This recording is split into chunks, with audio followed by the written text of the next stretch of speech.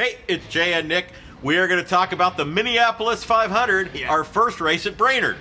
Now, first of all, I got to say, for some reason, there were a lot of teams from all over the country on this. Yeah, I got a list right here. Team Hydrocephalus brought their Honda Odyssey all the way from Brooklyn, New York. There was Rattlesnake Electric Sport from California. And there was a Mazda 626 that came from Oregon via California. We'll talk about that car a little later. Yeah, no. There was also, simultaneous with our road racing on that course, right next door on the drag racing, there were drag races going on. At one point, there was a drag race car that actually overshot and was on our road course. Never mind about that. A whole shot of it. Yeah,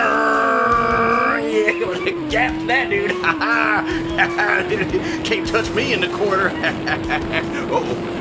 Not stopping. Oh, where am I going? Where does this even go? Oh man, where am I? Why is there a minivan out here?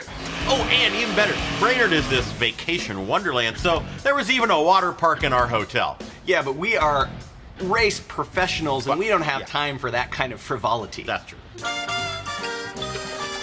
Oh, rubber ducky, you're the one. You make bath time lots of fun. Rubber ducky, I'm awfully fond of you. Hella sweet Judge Sam, Phil's cousin. He's a great judge, but due to single parenthood, he has not been able to do one of these races since 2012. He came back. Hella sweet, this being the area of the country that was made famous by the movie Fargo. This team with a Saab recreated the entire accomplice in the wood chipper scene that included Marge Gunderson shooting Gare Grimsrud in the leg and fake blood and a wood chipper, and it was super awesome and hella sweet.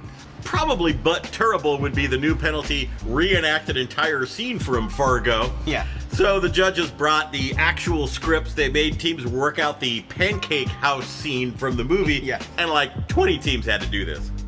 Where's Pancake's house? What? We stop at Pancake's house. What are you, nuts? We have pancakes for breakfast. I gotta go somewhere we can get a shot, a beer, a steak maybe. Not more pancakes, come on, eh? Okay, here's an idea. We'll stop outside of Brainerd. I know a place where we can get laid. What do you think? I'm hungry now, you know? Yeah, Jesus. I'm saying we'll stop for pancakes, then we'll get laid. What do you think? I think it's a terrible idea. Hella sweet, the Rattlesnake Electric Sport guys. This is one of the long distance teams that we mentioned earlier. They came all the way from California in their AMC Javelin. Now this car is super cheated up and it is way fast as opposed to their previous Lemons entry, which was a Prius. Yeah.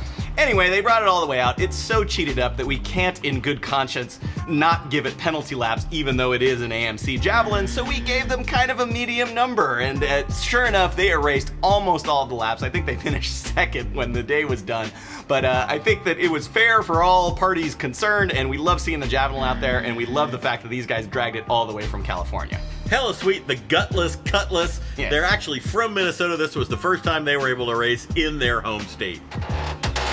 This is an Oldsmobile 307. No shit. Hella sweet was this team with the Dodge Neon. They brought a giant Dodge neon dealership sign. They put green neon under the car, and they had a professor of graffitiology spray paint the side with graffiti. Isn't that griffitology? Whatever. Hella sweet was the Hyundai Super Sonata Bird. We're going to talk about this later, but I got to say, best replica ever. Yeah, people were going up all weekend. Is that a matching numbers? Hella sweet was the Saturday potluck. It was small events, small turnout, but most of the people that were there were at the potluck. There were lots of meatballs and pulled pork and grain belt beer. It was awesome. And we had a C4 Corvette. Corvette magazine! And the Life of the Paddock Party Award went to the Knuckle Children of Job and their BMW, and they brought some real tasty ass chicken curry. But terrible Derek Steinkamp. Now, he thought that by driving multiple cars, he would rack his chances for an annual championship. What he didn't realize, of course, is you actually have to be registered on the team before you show up. Wasn't going to do him any good anyway. And what he also did is he blew priority Phil's chance at an overall win by racking up 3 black flags in rapid succession. This is not how you become a champion. I Got Screwed went to Derek's other team, the Wonderment Consortium. These were the guys that did the great Fargo wood chipper theme, but then they replaced the Saab's wood chipper with a beautiful handmade wing for the race and for max downforce. The team was contending for a Class C win when the driver of the Super Sonata Bird made a very poor passing decision and dive bombed Steve McDaniel, bending up the Saab. It was not really Steve's fault, other than his ignoring the general admonition that judges give about giving up the corner when an idiot does something stupid near you. Which is going to be virtually constantly. Yeah. In any case, in the impact, the Midwest corrosion on the Saab turned out to be so bad that, like a Tootsie Roll Pop on its last few licks, the entire front unibody structure dissolved in a cloud of red dust a few laps later. The team struggled all night trying to weld patches to something under the car. There was nothing. They got screwed. Heroic Fix went to Brown Rubber Sole. Phil has had a thing for a rear drive 626 forever. He's been trying to get a team to run one of these things. Well, they're really terrible cars and most teams wouldn't do it. These guys, they flew all the way to Oregon to pick one up. They had this Oregon Trail in reverse death march, bringing the car all the way back. They got it there. At the very end of the day, they fried a wheel bearing. Of course, that is an impossible thing to get, so they fabricated their own, essentially out of, I think, raw iron oxide that they re-smelted back into metal. Really well done. They did get back out. Heroic.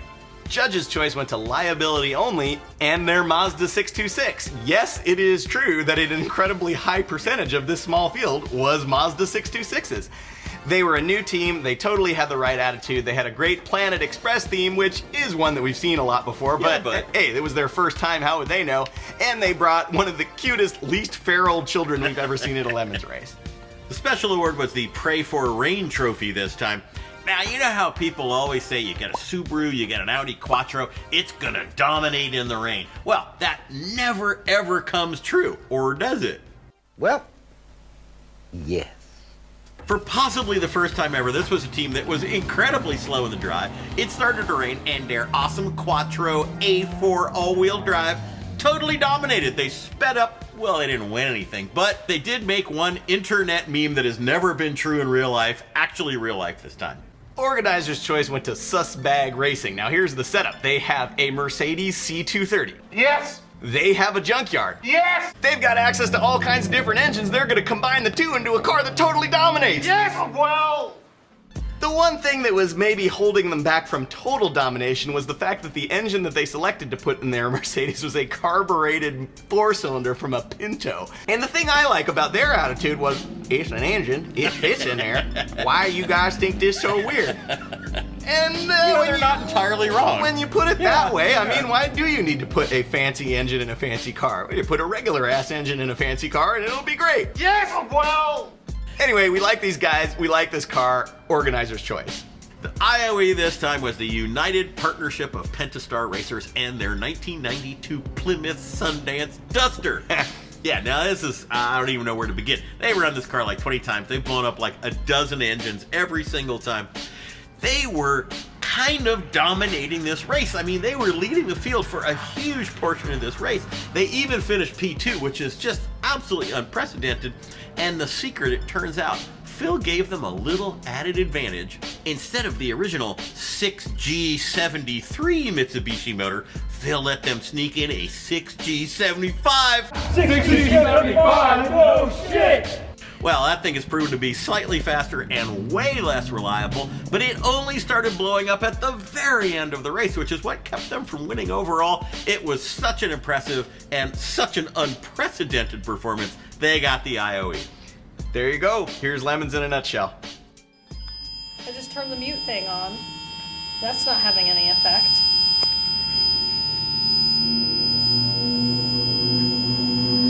No idea. What the hell? Kim, can you make that stop making that sound? I wish I could. What the hell? You know, that sounds pretty annoying.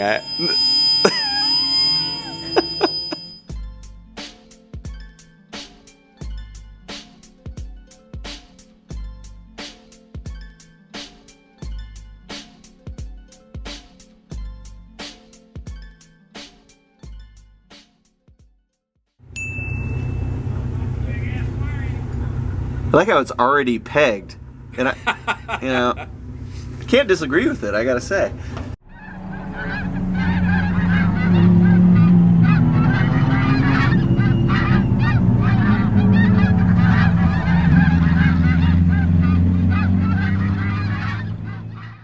Okay, here's an idea. We'll stop outside of Brainerd. I know a place there we can get laid. What do you think? I'm hungry now, you know? Yeah. Jesus. I'm saying, stop for pancakes, then we'll get laid. What do you think?